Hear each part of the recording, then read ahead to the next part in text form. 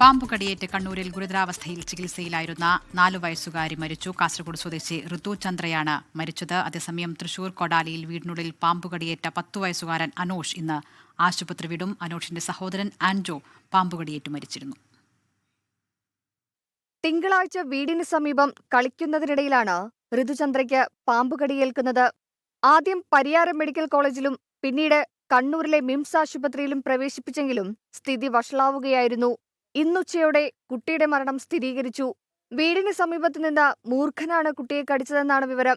കാസർഗോഡ് എളേരിത്തട്ടിലെ ശരത് അജിത ദമ്പതികളുടെ മകളാണ് മരിച്ച ഋതുചന്ദ്ര.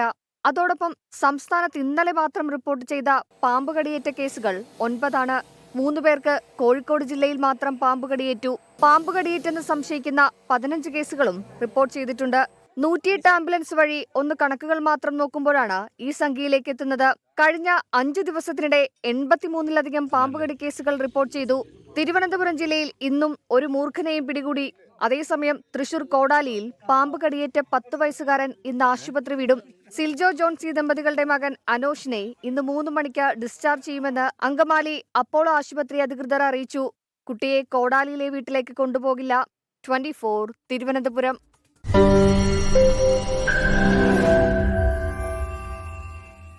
ലോകത്തെവിടെയായാലും ഏത് സമയത്തും 24 വാർത്തകളും ഓഗ്മെന്റഡ് റിയാലിറ്റി പാക്കേജുകളും എക്സ്പ്ലെയിനറുകളും വിശദമായി കാണാൻ ഞങ്ങളുടെ യൂട്യൂബ് ചാനൽ നിങ്ങൾക്ക് സബ്സ്ക്രൈബ് ചെയ്യാം.